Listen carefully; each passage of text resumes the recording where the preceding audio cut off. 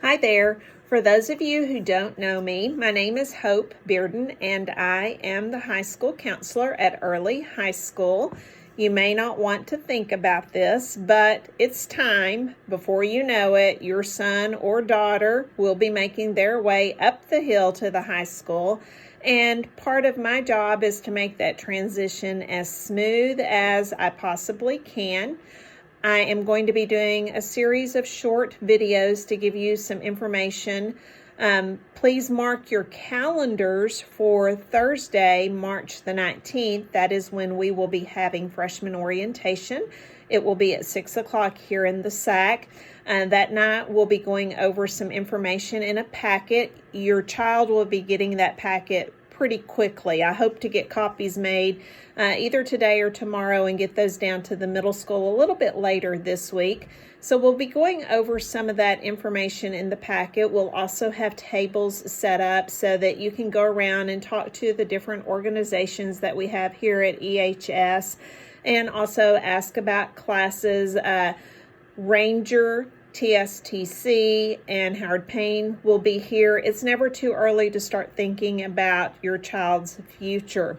So the packet that I referred to just a minute ago will look like this, and you'll see it says Early High School Endorsement and Academy Structure. There's a lot of information in here, and it can be pretty overwhelming.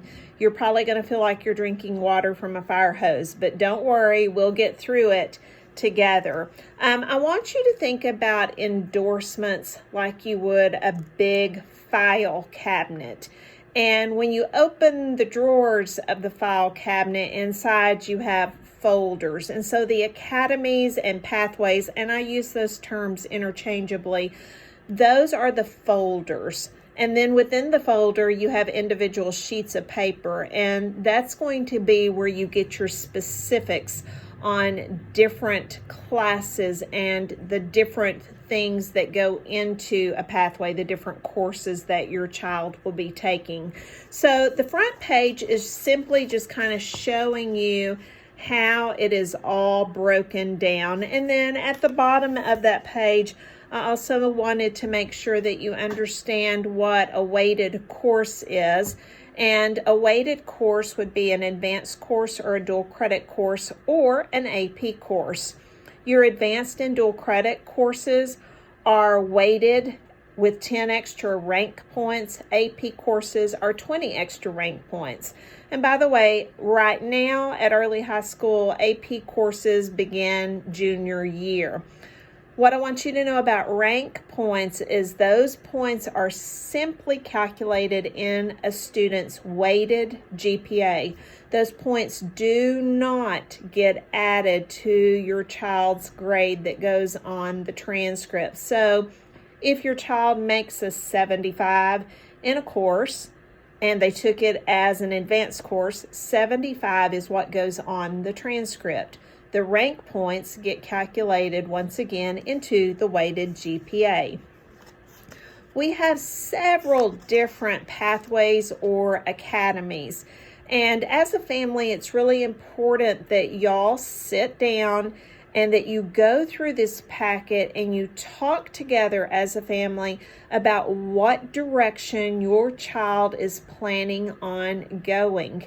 There is the STEM endorsement, and within that endorsement, we have the Academy of Math, the Academy of Science, the Academy of Medicine, and as you would expect, the STEM courses are going to be pretty heavily weighted in your maths and sciences, engineering courses, or health-related fields.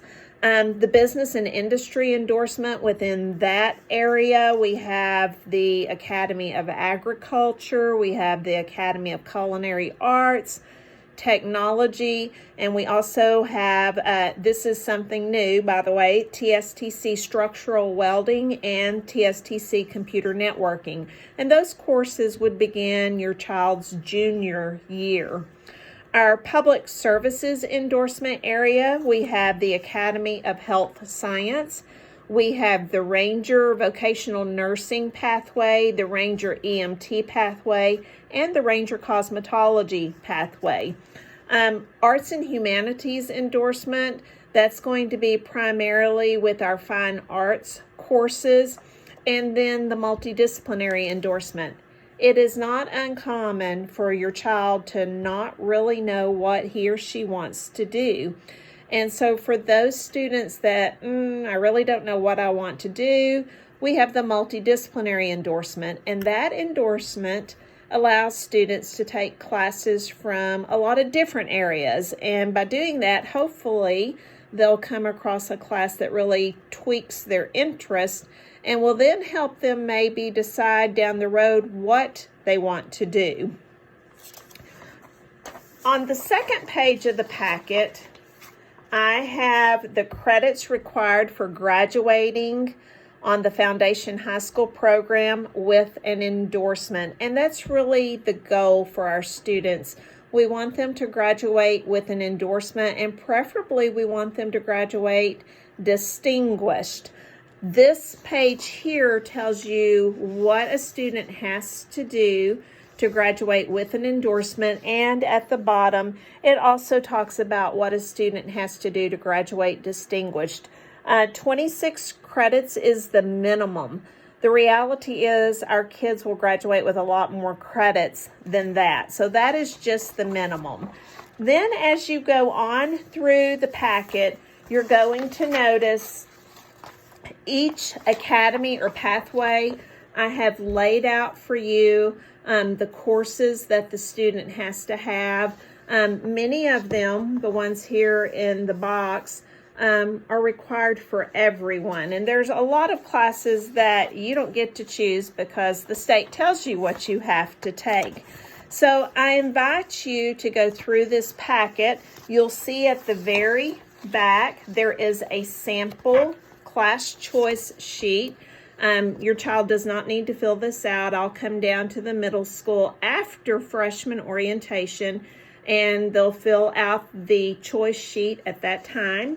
We'll also be filling out 4-year plans, and I'll talk a little bit more about those in a separate video. And then the very last part of the packet is a dual credit and AP FAQ. I will tell you, I think dual credit is the right choice for a lot of students. It's not the right choice for every student. And I generally say you don't want to do any dual credit the fall of your freshman year. It's a big transition, and so I think it's important that the very first semester that you just kind of get acclimated to high school. If you choose to take some dual credit in the spring, it's going to be very, very limited what I will let you take. And you also have to show that you are TSI ready. Or that you're college ready through the TSI test would probably be a better way of saying that. So I've given you a lot to think about already, and I know some of you are thinking, this is too overwhelming. I'm not ever going to learn all this stuff, but I promise you, you will, and we'll work on it together. Until the next video, hook 'em horns.